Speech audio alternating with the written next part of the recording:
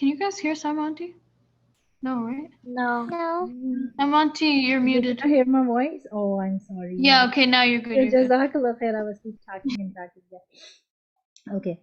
So, as you all know that Ramadan is almost about 2 months ahead, right? Rajab started, and when Rajab started, Rajab is a sign that Ramadan is almost 2 months ahead. Okay, so Rajab is a signal. Rajab is a basically sign that okay, start preparing yourself for Ramadan. Start, learning things about Ramadan and listen about so much stuff about Ramadan and prepare yourself for Ramadan. So when Ramadan will come, you will not feel that oh, I have to fast, I have to. It's a burden. I was too busy. I have to go to school. I have a lot of homework because we all know it's not a summertime, right? You are home. It's a it's a busy time. Your schools, your homeworks, your assignments, and everything along with the Ramadan, right? So what normally happen, the people, the Muslims who don't talk about Ramadan, who are a little far away from Islam, they feel so much burden. Oh, I have to wake up in the middle of the night. I have to do sihri, and then I have to fast all day. I have to stay away from sins. So what normally did they do? Some people they do not wake up for sihri, and they just said, okay, I will pray Fajr. Some people or do not pray Fajr. They do not bother to wake up even for Fajr, and they fast. Some people, they are Muslim but they do not fast because they feel fasting is so hard. And some people, they fast but they sleep all day, they talk and they try to pass their time in doing different kind of activities. So this is very very important that we should learn before Ramadan, in Rajab and Shaban, that how to spend your Ramadan. If you will be focused, if you will be well prepared, and if you will know ahead of time that okay, I have to pass my Ramadan in this way, then it will be very very easy, not only to pass your Ramadan in a good way to please Allah subhanahu wa ta'ala, but also it will be very organized. Because what had normally happened, let's suppose if I'll give you an example about a shadi, right? If someone is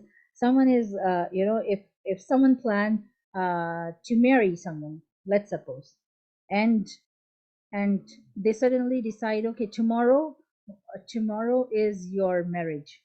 So a person will be shocked. Oh, I'm not ready. I didn't prepare anything. I have no clothes. I have no jewelry. I have nothing, right? If we know that we are going in a shadi to another city or to another country, what normally we do? We start shopping. We start packing ahead of time, right? Because we want to present ourselves in the shadi in a very very nice way, right? That we are all prepared. Our family look nice, and we will keep all the necessary stuff along with us, right? If you are not prepared ahead and you directly jump into the shadi, you are there, right? Then what gonna happen? Like like you will feel, oh, everyone is wearing a nice clothes, I'm not wearing nice clothes. Everyone, oh, I forgot my jewelry. Oh, I don't know, I don't have matching shoes, and blah blah blah blah blah, so many things, right? Boys will think in another way, um like they plan in another way, okay? But anyways, everyone plan for every single thing. Second example is your exam. If you have a summative, if you have exam, if you have presentation, how many days ago you start preparing yourself? How you work hard, like, okay, I have to submit this on time, otherwise I will, teacher will deduct my point. And if I'll do good, I will might get extra point. And if I'll talk to teacher, and if I'll be a good student, then might be little more extra points, right? So you think in so many ways, right? Might be I'll get a scholarship or blah blah blah blah, so many things, right? So there are so many examples, which the daily examples, the things which we are watching around, like everything needs some kind of preparation before we just just enter in the exam or the wedding or anything, okay? Even though if you want to go for, if you want if you want to drive, right, and you book a test, a driving test, you cannot appear in the driving test unless you practice with someone 10 days, 15 days, a week or so, with the instructor, with your parents, or anyone, right? So without without practice, you cannot even appear in your driving test, right? Otherwise, what will happen? The the the instructor will say, oh, you didn't pass, right? You are failed. So you start preparing yourself ahead of time. Sometimes you said, oh, you are failed, then you have go back, because you know you have to, anyways you have to drive. So you go back, you practice again, you come back, you give the exam again, right? So every single thing need preparation, every single thing. Okay, so how, if these small things, your exams, your wearing, your driving exams or other things, like, if these small things need this much preparation, then how we can think that going in Jannah will be very, very easy? No, it's not an easy thing, right? Some people say, oh, Allah is very Ghafurur Rahim, Allah forgive everything. So no problem, Allah will forgive us. Yes, Allah will forgive us. Then it will not be a justice. It will not be a justice, because the people who are worshipping Allah subhanahu wa ta'ala day and night, how Allah subhanahu wa ta'ala will make us and those people equal. Allah, that those people will start complaining, oh, I was doing more, and why the reward is same, right? So Allah will not do any kind of injustice. Allah will do justice, and Allah subhanahu wa ta'ala, that's why revealed the Quran, and that's why Allah subhanahu wa ta'ala sent prophet, so they can teach the message of Allah subhanahu wa ta'ala to all of us. No one will say at the day of Qiyamah, oh, I was not ready. Nobody told me. I didn't get this idea. That was it was so hard, right? So Allah subhanahu wa ta'ala, what he suggests to us, okay, learn Quran, go to your Quran classes, learn something about these things. So inshallah it will give you a good idea that how to prepare yourself for Ramadan. So let's go back to our topic. What happened at the time of Prophet Muhammad sallallahu alaihi wasallam, at the time of Sahaba radiallahu anhum ajma'in? What they normally do, they start making dua and they start preparing their Ramadan from Rajab, okay? Because before they are busy in their business, doing other stuff and these kind of things. But as soon Rajab start, the first night of Rajab start, they start thinking, oh, I have to organize myself for Ramadan. Ramadan is very close, and I have to start preparing for Ramadan. I have to skip all those unnecessary things. I have to memorize some new duas. I have to memorize some new surahs, how I can organize my namaz, how I can organize my fasting, how I can please Allah subhanahu wa ta'ala, which would be more better than the last year. Okay, so whatever you have done last year, if you will do the same thing this year, then what is your iman level progress? Like you are at the same level, right? So always Ramadan is a very best time. Like always compare yourself from the previous Ramadan. Oh, like my previous Ramadan was this. I will put little more extra effort to make it more better than the previous one. So inshallah, we will start with this dua. We will inshallah, whenever get time, we will talk about Ramadan. We will prepare ourselves for Ramadan. The students who have memorized the surahs, revise all those surahs and make it ready for Ramadan, memorize some new surahs, the duas, eating dua, sleeping dua, washroom dua, entering and leaving dua, whatever dua you have memorized, just revise all those duas quickly. So if you are not reading entire whole year, this is a time, the Ramadan is a time Allah subhanahu wa ta'ala said, okay, focus yourself towards me. Like stop thinking about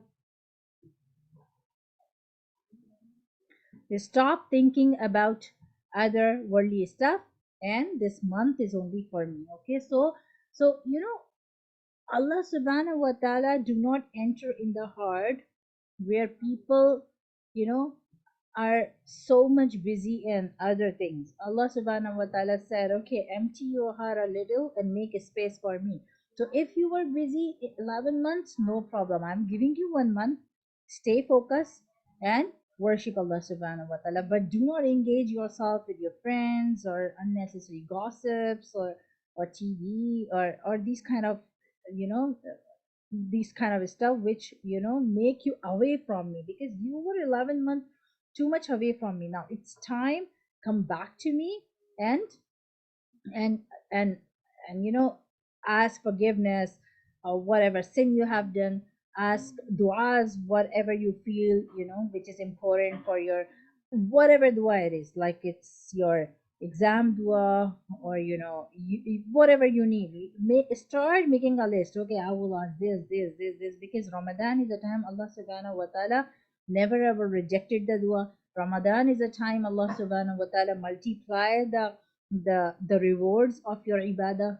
The first salah you read, Allah subhanahu wa ta'ala increase 70 times more. Allah subhanahu wa ta'ala gives 70 times more reward as compared to the salah you are reading in a normal days. Okay, so this is a little introduction about Ramadan. Inshallah, we will keep reading about Ramadan, day by day, whatever duas, the duas which we read in the middle 10 days, the starting 10 days, the end 10 days, and we will inshallah talk about itikaf. We will talk about the Laylatul Qadr. We will talk about, you know, other important thing about Ramadan, what reward normally you get, what the things which break your fast, okay, the things which break, the things which do not break your roza, but when you present your roza in the evening in front of Allah subhanahu wa ta'ala, Allah subhanahu wa ta'ala say, oh, so many holes in your roza. You like you didn't shield your roza, or you didn't guard your roza properly. Like yes, you did it, but might be the sleeping whole day, might be doing other wrong stuff. So what we will learn? We will learn inshallah two things. Number one, we will learn that how to protect our roza from shaitan. Okay, and number two, how to increase the reward and how to make ourselves stay away from the sin, inshallah. Okay, so let's start with this dua. Allahumma barik lana اللهم بارك بارك لنا fi rajaba في رجب wa sha'bana وشعبان وبلغنا رمضان. وبلغنا رمضان اللهم بارك لنا اللهم بارك لنا في رجب في رجب وشعبان وشعبان وبلغنا رمضان. وبلغنا Oh Allah, رمضان. bless us in Rajab and Shaban. Oh Allah, bless us And allow us to reach Ramadan. allow us to reach Ramadan. So the benefit of this dua is one more. Like, you know, sometimes what happens, if a person wants to go somewhere, he is in the plane, he's about to land, but before landing, what happened? Before landing, a plane crashed or something happened, he couldn't reach there, right? So what that person will be thinking, oh, you know, I was about to go there, like I was very close to that destination, right? And this happened to me, right? So if we all know that Allah subhanahu wa ta'ala write the name of a people who will die this year, might be it's among us, right? Because Allah subhanahu wa ta'ala, nobody knows, like there is no certain age, like if you will be 60 then you will die, or you will be 70 then you will die. Nobody knows like what's gonna happen tomorrow, right? So if we will make this dua and we will keep in heart, and we will ask Allah subhanahu wa ta'ala, oh Allah, now Ramadan is only 2 months ahead, so give me life so I can spend at least one night of Ramadan and ask forgiveness from Allah subhanahu wa ta'ala for all my last year's sin, all my sins which I have committed, you know, in my previous year, from last Ramadan till this Ramadan. So oh Allah, please bless me, please give me time so I can reach Ramadan.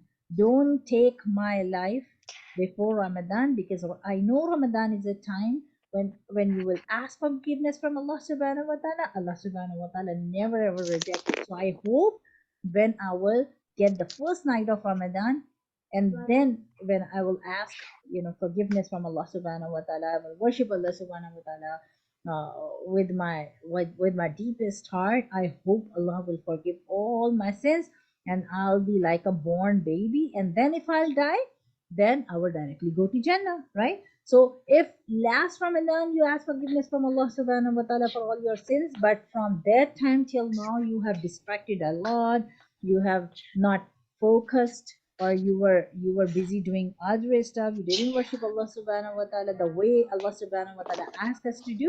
So we read the dua and we always keep this in mind. Oh Allah, give barakah in my Rajab and Shaban, and allow me to reach Ramadan. That I don't want to be die before Ramadan. I want to reach there. I want to at least get a one night, at least one night of Ramadan, so I can make dua.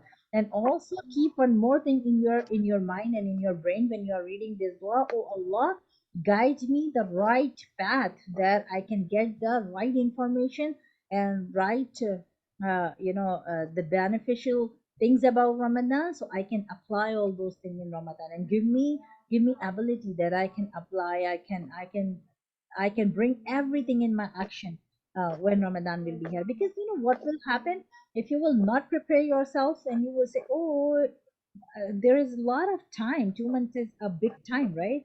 I will prepare myself later, and then what will happen when you will hit the first night of Ramadan? You will start looking here and there and finding random stuff. Okay, what should do, how to spend my Ramadan. So when you will organize yourself, 10 days will be almost done, like 10 days will be passed. Okay, so then you might be from 11th of Ramadan you will start putting your little focus. So we shouldn't do like that, because every single day and every single night, every single second and every single minute is very, very important in Ramadan. So we should be very much prepared from the first night when you hear, oh, the moon sighted and Ramadan started, till the moon sighted for the Eid. So every single minute and every single night is important. Okay, and ask the last thing, ask dua from Allah subhanahu wa ta'ala, that oh Allah, give me strength, that I don't feel too much tired, and I can pray a lot. I can pray and I can worship Allah subhanahu wa ta'ala the way you want me to do worship, and I can make you happy the way you want me, like you are thinking about me, like this person should please me in this way.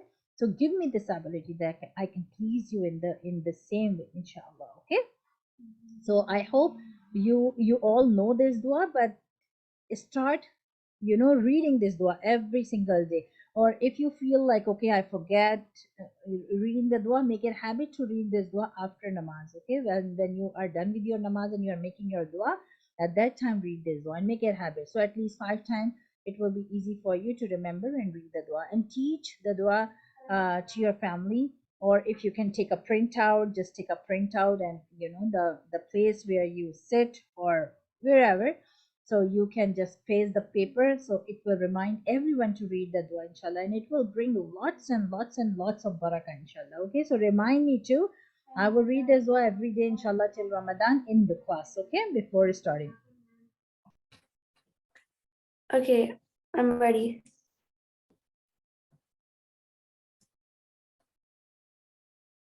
Mujizat, miracles. What is mujizat and why is it performed? Mujizat are miracles performed by the Anbiya. They're performed to convince people of the truthfulness of prophethood. Mujizat can only be performed with the permission of Allah subhanahu wa ta'ala. It is also something that a normal person can't do. A miraculous act is only called a mujizat if it is performed by a Nabi. It displays the power of Allah shown at the hands of the Anbiya. Table of contents. First, we're going to be talking about Nabi Sallallahu Alaihi Wasallam, then Nabi Musa Alaihi Wasallam, Nabi Isa Alaihi Wasallam, and then finally Prophet Muhammad, peace be upon him. Nabi Sallallahu Alaihi Wasallam.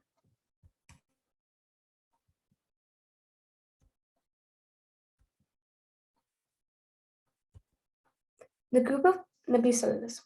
A group of people asked Nabi Sallallahu Alaihi Wasallam to prove he was a prophet by causing a she-camel to emerge from the rocky mountain. The Nabi performed this miracle with the permission of Allah subhanahu wa ta'ala. He told the people not to kill the camel. However, the people did not listen to his warnings and ended up killing the camel. Because of their ignorance, Allah subhanahu wa ta'ala gave the people a very hard punishment. Nabi Musa alayhi salam.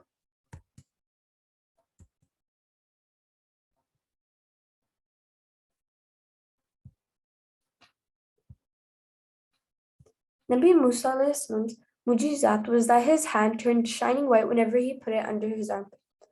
Another miracle the Prophet had is when Allah subhanahu wa ta'ala told Nabi Musa alayhi salam to throw his staff on the ground, it turned into a serpent. Soon Nabi Musa alayhi salam went to Pharaoh to preach the message of Allah subhanahu wa ta'ala. Pharaoh did not believe Nabi Musa alayhi salam, so he tried to upstage the Prophet by inviting the best magicians in the land and lining them up to face Nabi Musa alayhi salam. Altogether, all the magicians and the Prophet threw their sticks. All the magicians' snakes were small, but the Nabi's was bigger and stronger. His serpent ate all the other magicians' serpents. The magicians automatically bowed down to the Nabi, noticing that this was no magic, it was a miracle. Nabi Isa alayhi salam.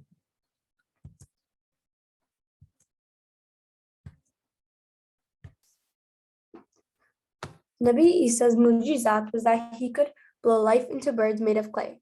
Not only this, but he could cure leprosy and give sight to the blind. This allowed him to be able to help many people with his mujizat, making him very useful to the people around him. Not only this, but he could revive the dead. Nabi Muhammad, peace be upon him.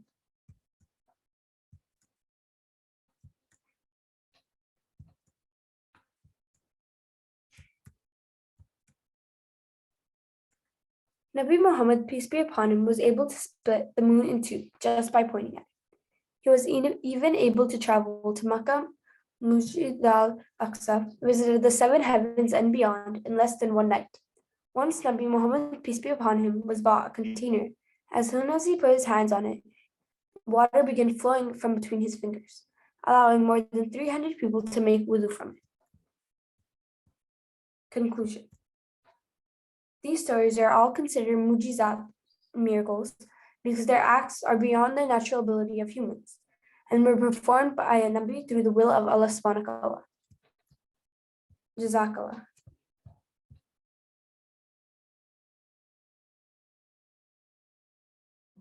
Very good, mashallah. Okay, number 1, meet your guests with a smiling face. Okay, always smile. Welcome them by coming out of your house.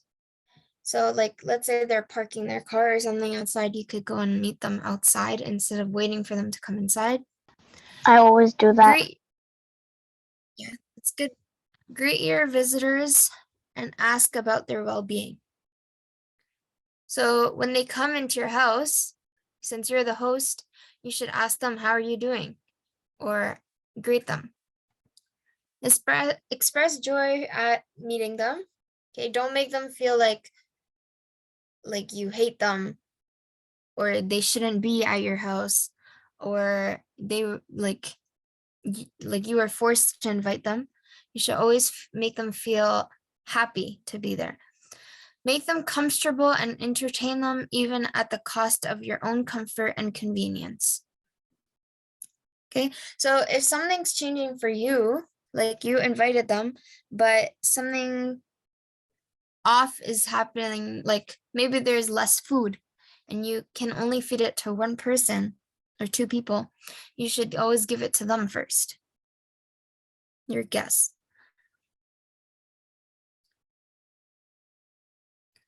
Number 6, eat with your guests and do not rise before your guests have finished eating. So you should probably wait for them to finish the food that's in their plate and then get up together or clean up after. Okay, always protect the honor of your guest. Request your guest to make dua for you. So before they leave, usually you'll hear someone say, oh, make dua for this, or make dua for me, or make dua for my family. So you could always ask them. Ask your guests to make dua for you. Number 9, always regard your guests as the blessings of Allah. Okay? Look at them as if they are blessings from Allah. Never remind your guests of your kindness to them.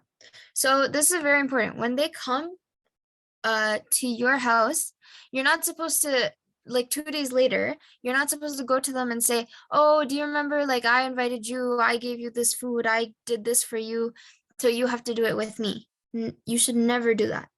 Always be very nice to them and never remind them of the good things that you did with them. Okay?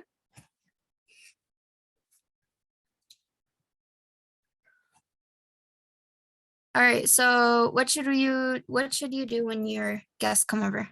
Name me one thing. Be polite. Be polite. Come them in. Smile at them. Wait. Guys, raise up your hand and then I'll pick you one by one, okay? So you Sarah? so you have to treat them with respect. Yep. Treat them with respect. Anissa? You have to smile at them when they come in. Yeah, always smile at them. Don't make them feel like they shouldn't be at your house. Aslan? You should play with them. Yeah. If, let's say, like, the parents that came, like, maybe they came to your house and they have kids, you should play with the kids. Maria?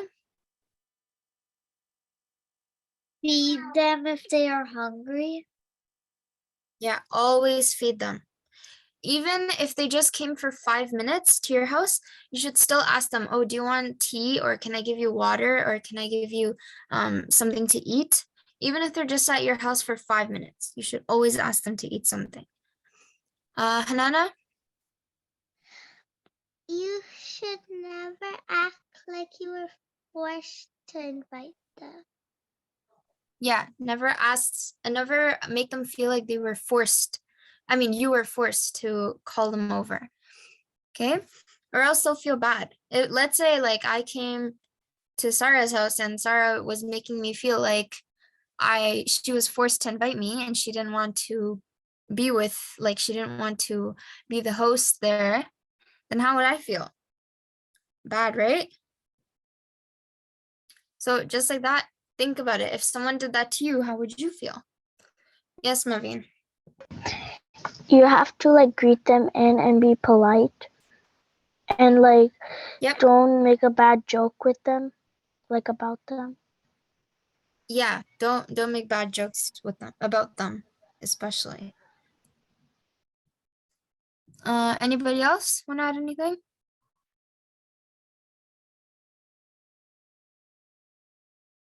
No? Yes, Sarah? You have to make them feel happy. Don't make them feel sad or bad about. Like, Yeah. if Yeah, good. so, like, And what was the last point I said that was very important? That you should never. Anissa, is your hand up? you should never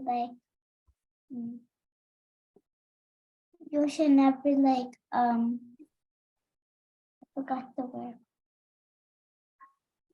Okay, Sarah? You should never, like, 2 days or 1 day later, you should not say. No, not only 2 days or 1 day, just ever in your life.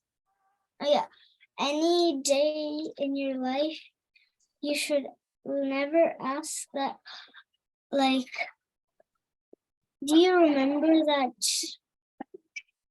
that you came to our house and you just kept going on, and then Yeah. you say that, so you should also invite me to your house. And that's not good. Yeah. Yeah. Don't remind them of the good things that you did to them so that they do it with you. Okay. Anybody else, or can I move on? Anissa? No? Okay.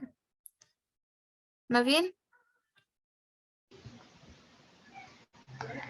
Like when you always have to ask like if they're hungry or not, because you never know if they want something or not. Yeah, exactly. Always ask them. And what should you do? What should you do if let's say they came from a different country and they don't have anywhere to Okay. stay? What should you Okay. do with them? You should ask them to like move in with us. Yeah, you should always ask them, do you need a place to stay? You can stay with us if you want. Always like try to, if they need a place to stay, you can always ask them if they can stay at your house. Yeah. Okay, good. And I think those were all the points. Wait.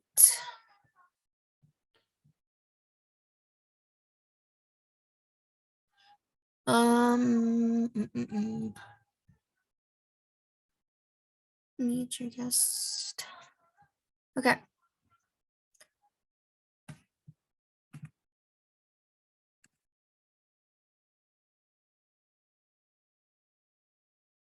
Can you see my screen?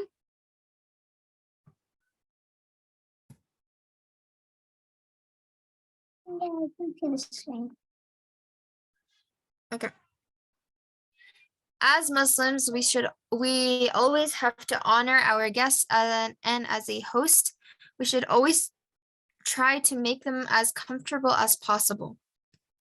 Sayyidina Abdullah ibn Umar used to love eating his iftar meal with the poor. Whenever he broke his fast at home, he never ate his fill, so that if a needy person visited, Sayyidina Abdullah could give him his iftar meal. Thus, he would end up virtually fasting that whole night too. He used to give away sweets in charity, saying, I'm aware of Allah saying, you shall not attain pity until you spend out of that which is beloved to you. And Allah knows that I love sweets. Our learned and pious scholars of Islam always took great care to be hospitable hosts. Okay, so Sayyidina Abdullah ibn Umar, he always used to eat his iftar meal with who? Poor people. The poor. The poor. Yeah, with the poor people. So whenever he used to break his fast at home, he never ate the full meal. He left it. And he said, if a needy person visits, give it to them. Okay. So by the end, when he used to end up giving his meal, his iftar meal to someone else, he would end up staying hungry the whole entire night and fast the next day too. So he would stay hungry like that. But just to give his food to who? Who was he giving the food to? The poor. Poor. The poor. The poor. Okay.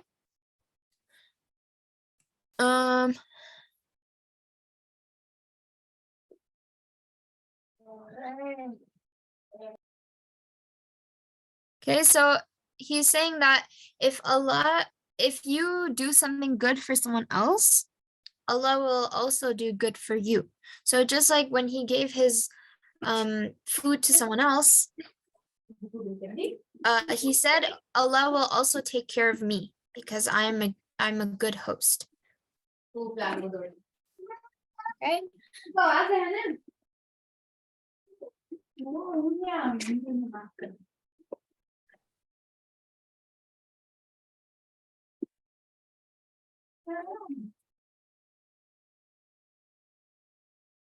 All right.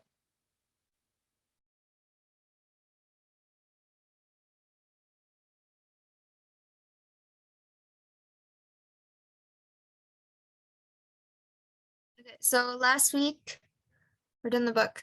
So last week we finished, we did a new hadith, right? No, I don't remember doing a new hadith. We did about yawning, the first Oh, line of yawning. that was. Oh, okay. Wait, let me share my screen.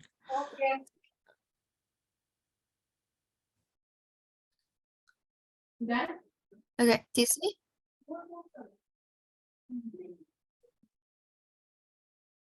Yeah. Do you see it? Yes. Okay. So Yes. we did the first line last week. So we'll finish the hadith today, okay? Okay. All right, repeat after me. Yawning. إذا تثاءب إذا أبا إذا تثاءب إذا هسب تثاءب هاب أحدكم فليمسك يمسك بيده على بيده على. I want everyone to read, okay? If your mics are mute, then unmute them. If your mics are mute, then mute them. And repeat after me.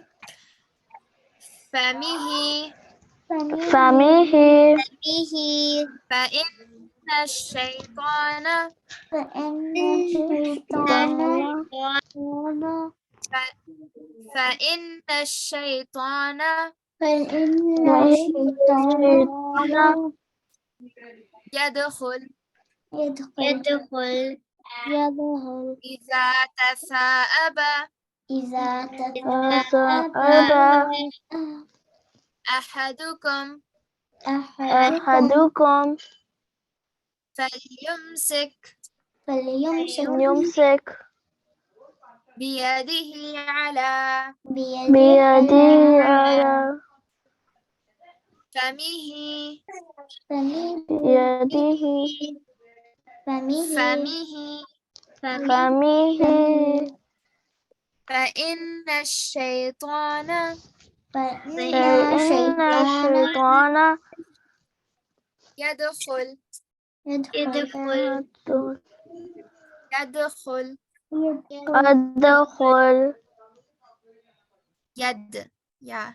أدخل يدخل يدخل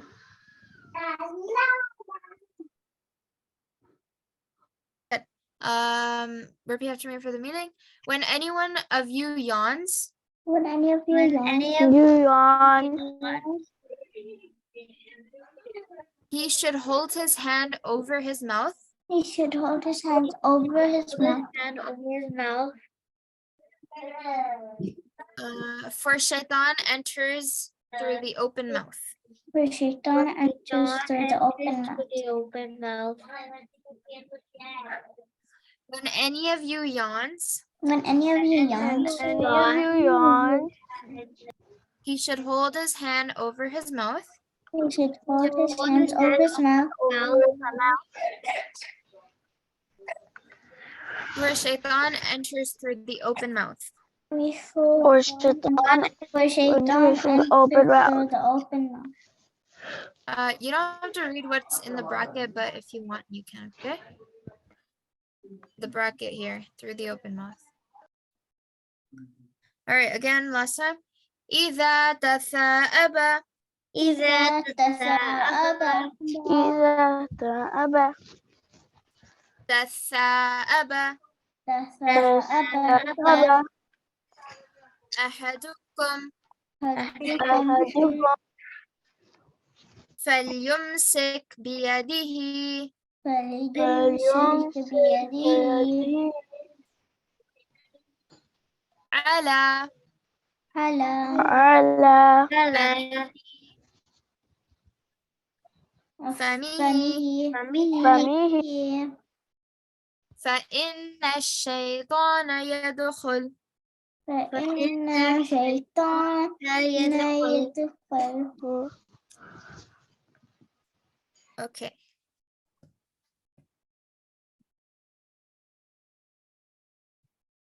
All right, so when we're yawning, what should we do?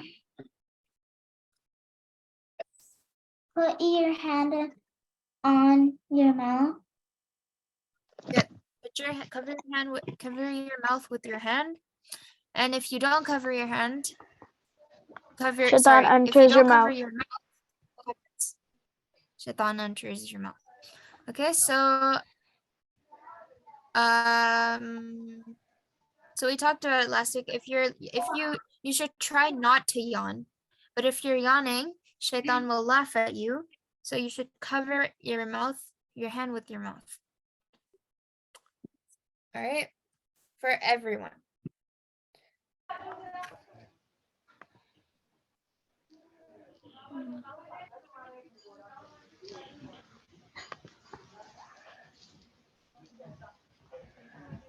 Right, so that's it for today. Practice your hadith. Okay, and wait, can you hear my? Okay, practice your hadith for next week, and remember the topic we talked about, and then I'll ask you again next week. Okay. Subhanallah bihamdihi, subhanakallah bihamdika, nashhadu an la ilaha illa anta, nastaghfiruka wa ilayk, subhana rabbika rabbil izzati amma yasifun, wa salamun alal mursalin, walhamdulillahi rabbil alamin. Assalamu alaikum wa rahmatullahi wa barakatuh. Hafiz. Hafiz.